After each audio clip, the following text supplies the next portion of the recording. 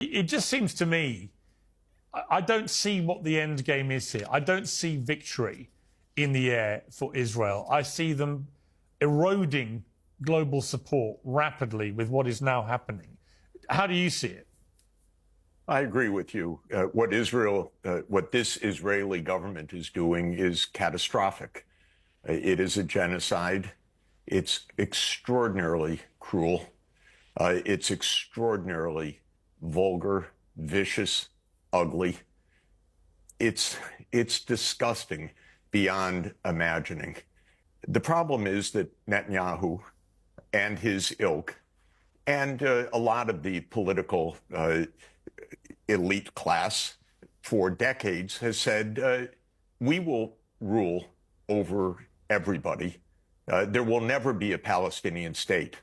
There are many motivations for that view. One is perhaps Netanyahu's view, this is the only way we can be secure.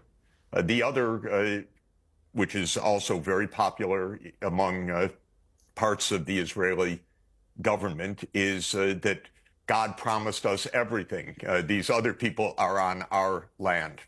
Now, whatever you say about it, there is no end game of peace on the Netanyahu plan, because the Netanyahu plan, and this has been for decades, is to rule over the entire land.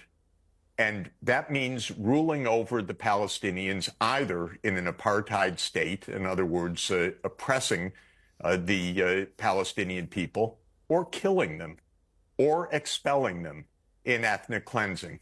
It's clear that all of those methods are deliberately being used now. This constant shouting, Hamas, Hamas, Hamas, is not the point at all.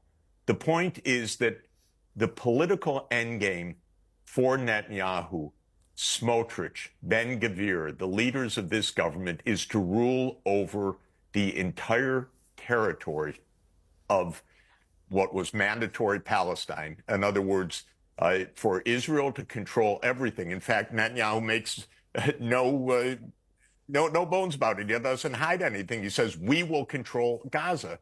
Well, what does that mean?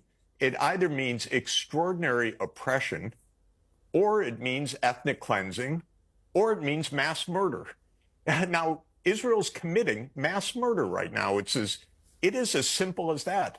And Israel says, well, it's about Hamas, but what is their end game that they offer? They don't offer an end game.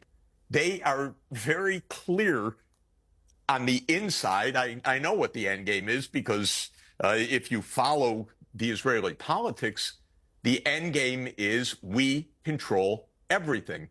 In fact, some of this extremist coalition is so vulgarly, rabidly, violently extreme that their interpretation of, quote, God's promise to the Jewish people is parts of Egypt, parts of Syria, parts of Lebanon.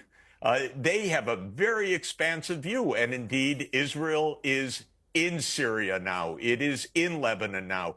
And there are parts of this coalition that say, we're going to stay there. So the problem, Piers, is a political problem. You're completely right. It cannot be solved by war or defeating Hamas. That's not even their purpose. Their purpose is to control all the land, what they call Greater Israel, or Yisrael Hashlemah, mean the big expanse of Israel. It's a madness. It's a zealotry. It's a cruelty. It's nothing less than that. And there is no peace possible until there is a state of Palestine living in peace on the internationally recognized borders, which are the borders of the 4th of June, 1967, alongside Israel. What Netanyahu would never tell you, what this Doron Spielman, who was shouting just a moment ago, would never tell you, is that all of the Arab states have said, we will have peace when there is a state of Palestine. What they won't tell you is that the entire 57-member Organization of Islamic Cooperation has said we will have peace with Israel when there is a state of Palestine as a UN member state, properly constituted. And in fact, and you know I hang out at the United Nations, more than 180 countries of the world say this, with a population of more than 95% of the world population. There is a madness, a sickness of the Israeli government, this extremist, cruel and zealot government. But the tragic part is the United States and parts of Europe have backed up this vile behavior But I do think we've got for to, years. I